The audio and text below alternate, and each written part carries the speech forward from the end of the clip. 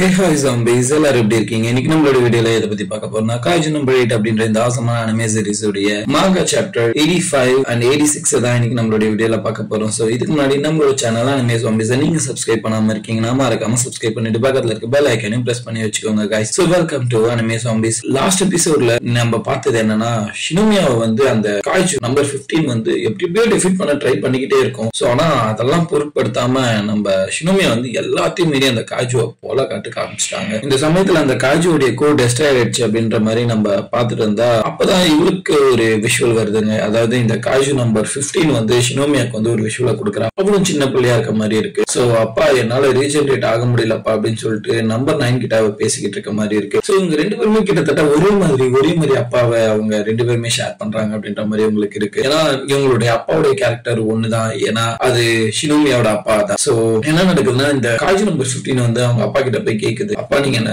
நேசிப்பீங்களா எப்பயுமே அப்படின்ற மாதிரி. இங்க பாரு, நான் என்ன நீ நேசிக்கிறது அப்படி இப்படின்னு கேக்குறேன். நான் உன்னை உருவாக்குனதே ஷினோமியாவை கொள்றதுக்கு தான். முதல்ல நீ அதை பண்ணு, நீ ஷினோமியாவோட முதல்ல ஸ்ட்ராங் ஆகு, அப்புறமா நான் உன் நேசிக்கிறத பத்தி யோசிக்கிறேன் அப்படின்ற மாதிரி சொல்றாங்க. அப்படியாப்பா, சரி நான் காம்பேட் பவர்ல இப்படி இருக்க போறேன் பாருங்க அப்படின்ற மாதிரி சொல்லி யோசிச்சுட்டு இருக்காவ. சோ அந்த சமயத்துல ஷினோமியாவோட அப்பா கிட்ட இருக்க மெமரிஸ் எல்லாம் இவளுக்கும் ஃபீட் பண்ணி விடுறாங்க. சோ ஃபர்ஸ்ட் நீ என்ன பண்ணு, இந்த மாதிரி காம்பேட் பவர்ல எல்லாரையும் டெஃபீட் பண்ற மாதிரி செம்ம ஸ்ட்ராங் ஆவா அப்படின்னும் போது, அப்பா பாத்தீங்களா இந்த வீக்லிங்ஸ் எல்லாம் நான் எப்படி கொண்டு தள்ளிக்கிட்டு இருக்கேன், இப்போ உங்களுக்கு என்ன பிடிச்சிருக்காப்பா, நான் கண்டிப்பா ஷினோமியாவோட பவர்ஃபுல்லா இருப்பேன் அப்படின்ற மாதிரி சொல்லிட்டு இருக்காங்க. இங்க பாரு, நான் உனக்கு ஒரு ஸ்பெஷலான சைக்கோஜெனிக் பவர் தரேன், அது நீ எப்படி யூஸ் பண்ணணும்னு கத்துக்கோ, அப்ப என்ன நான் நேசிக்கிறத பத்தி யோசிக்கிறேன் அப்படின்ற மாதிரி சொல்றாங்க. இவ்வளவு கஷ்டப்பட்டு அவருடைய அந்த பவர்ஸ் எல்லாம் நல்லா மாஸ்டர் பண்றேன். அப்பா பாத்தீங்களா நான் இதெல்லாம் நல்லா கத்துக்கிட்டேன், இப்போ நீங்க என்ன நேசிப்பீங்களா அப்படின்ற மாதிரி சொல்லும் போது, மறுபடியும் அதே பேசிக்கிட்டு இருக்கியே, இங்க பாரு நான் உன்னை உருவாக்குனதே ஷினோமியாவை டெஃபீட் பண்ணது, அதனால முடிஞ்சா ஷினோமியாவை கொண்டு காட்டு, அப்ப என்ன நான் உன்னை கண்டிப்பா நேசிப்பேன் அப்படின்ற மாதிரி சொல்றாங்க.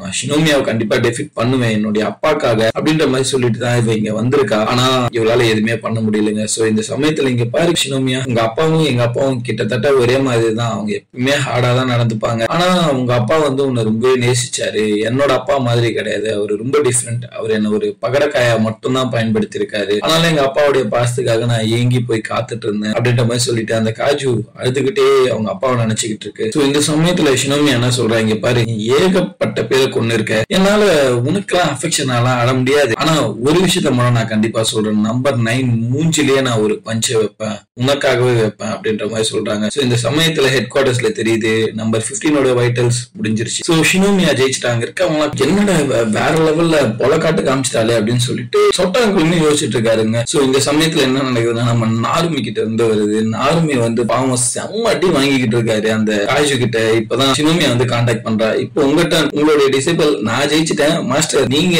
ஜெயிப்பீங்களா உங்களுடைய காஜு அப்படின்ற மாதிரி அவனும் கொஞ்சம் பேசுறா. சரி பாப்போம் நம்ம ஜெயிக்காமையா அப்படின்னு சொல்லிட்டு நம்ம தலைவர் என்ன பண்றாரு, செம்ம அடி வாங்கிக்கினேன். சரி நீங்க எல்லாருமே நல்லா தான் இருக்கீங்க, என்னோட டிசேபிளுக்கு நான் யாருன்றதை காட்ட தேவையில்லையா, உன்னோட விஷ் படி உனக்கு நான் என்னன்றதை காட்டுறேன் அப்படின்னு சொல்லிட்டு ஒரு கிரேசியான லுக் விடுறாருங்க. உண்மையிலே இது பார்க்க வேற லெவல் ட்ரிப்பியா இருக்கு. சோ அப்பதான் அவர் என்ன யோசிக்கிறாருன்னா, ஷினோமியோட அப்பா இருக்காருல்ல, அவர்கிட்ட ஐசோ கிட்ட என்ன நம்மளாம் ட்ரை பண்ணிருக்காரு அவரோட ஸ்கில்ஸ் எல்லாம் காட்டுறதுக்கு. ஆனா இது வரைக்கும் அவரு சுத்தமா ரெகனைஸ் பண்ணதில்லை. இவனும் என்னென்னமோ பண்ணி பார்த்துட்டான், பெரிய பெரிய ஃபைட் எல்லாம் பண்ணிருக்கான், கடைசி வரைக்கும் விட்டு தோத்துக்கிட்டே தான் இருந்திருக்கான். இவன் பண்ண அந்த பர்ஃபார்மன்ஸ் எல்லாம் பார்த்துட்டு இவர் நீ ஒன்னும் இம்ப்ரெசிவான ஆள் இல்ல அப்படின்ற மாதிரிதான் இந்த ஐசோ எப்பவுமே ஸ்ட்ரிக்டா தான் இருந்திருக்காரு போல இருக்கு. மனுஷன் எல்லாருக்குமே அப்படிதான் இருந்திருக்காரு. சோ எப்படியாவது இவர்கிட்ட ரெகனைஸ் ஆகணும் அப்படின்ற மாதிரி தான் நம்ம தலைவருமே யோசிச்சிருக்காருங்க. இந்த சமயத்துல பார்த்தா நம்ம நார்மி வந்து அவருடைய ஃபுல் ரிலீஸையும் யூஸ் பண்றாரு. ஆனா ஃபுல் ரிலீஸையும் யூஸ் பண்ணாலும் இந்த அளவுக்கு ட்ரிக்கியா சண்டை போற ஒரு காஜு கிட்ட சண்டை போறது ரொம்ப கஷ்டமா இருக்கு. அவர் கிட்ட போயிட்டாரு அந்த காஜு கிட்ட எப்படியா சண்டை போடணும் அப்படின்னு சொல்லிட்டு கிட்ட போய் இருக்கலாம் அப்படின்னு வரும்போது திருப்பி அதோடைய வாட்டர் பவர்ஸே யூஸ்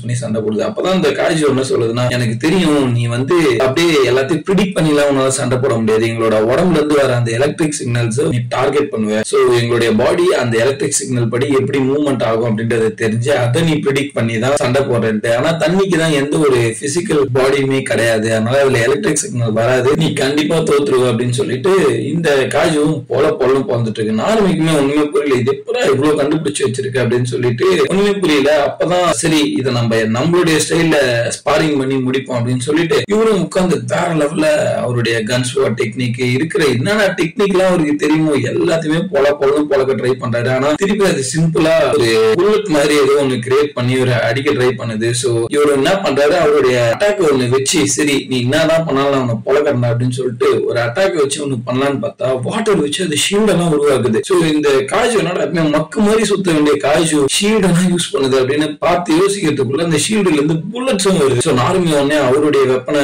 ஷீல்டு மாதிரி வச்சு கவர் பண்ணிக்கிட்டு புல்லட்ஸ் கிட்ட இருந்து தப்பிச்சுக்கிட்டு இருக்காரு. அவருக்கு தெரியுது எல்லா அட்டாக்ஸுமே அங்க ட்ரை பண்ண அப்படின்னு நினைச்சா எதுவுமே வேலைக்கு ஆகல. இப்போ கிட்டத்தட்ட நார்மியே அந்த வாட்டரை யூஸ் பண்ணி ஒரு மாதிரி அரெஸ்ட் பண்ண மாதிரி பிடிச்சிருது. இப்பதான் ஒரு விஷயம் அவருக்கு புரிய வருதுங்க. சோ இந்த காய்ச்சல் வந்து ஷினோமியாவோட அப்பா ஐசோ இருக்காருல்ல, அவருடைய பவர்ஸையும் மெமரிஸையும் அது வச்சிருக்கு. சோ அதனாலதான் நம்ம நார்மியோட ஒவ்வொரு மூவ்ஸும் அதுக்கு தெரிஞ்சிருக்கு. டாச் பண்றதுல இருந்து எல்லாத்தையுமே கரெக்டா அது பண்ணிக்கிட்டே இருக்கு. சோ அந்த மெமரிஸாலேயே இதை எப்படி கவுண்டர் பண்ணும் அப்படின்றது இந்த காய்ச்சுக்கு தெரிஞ்சிருக்கு. சோ நம்மளுடைய நார்மியும் என்னன்னா இப்ப அந்த காய்ச்சு கிட்ட செம்ம அடி வாங்கிட்டாரு. இது இவங்களுக்குமே ரொம்ப அதிர்ச்சியா இருக்கு. அப்போ ஷினோமியோட அப்பாவோட மெமரிஸ் இருக்கிறதுனால எல்லாரோட கவுண்டர் அட்டாக்ஸ்மே நம்பர் 9க்கு தெரியும் அப்படின்னு சொல்லிட்டு சோ அந்த சமயத்துல தாங்க இந்த காய்ச்சு இருக்குல்ல அதை இவர் நோக்கி அப்படியே நடந்து வந்துகிட்டே இருக்கு. ஏன்னா ஒரு மாதிரி சுத்தி வாட்டரை உருவாக்கிக்கிட்டே இருக்கு. நீ கண்டிப்பா அந்த இடத்துல செத்துரும் அப்படின்ற மாதிரிதான் நமக்கே ஃபீல் ஆகுது. ஏன்னா நம்பர் 1 எபிலிட்டியில இருக்கிற ஐசோவுடைய நம்பர் 1 ஆளு நாருமி. சோ இப்போதைக்கு இந்த டிஃபென்ஸ் போர்ஸ்லயே ரொம்ப ஸ்ட்ராங்கான ஆளே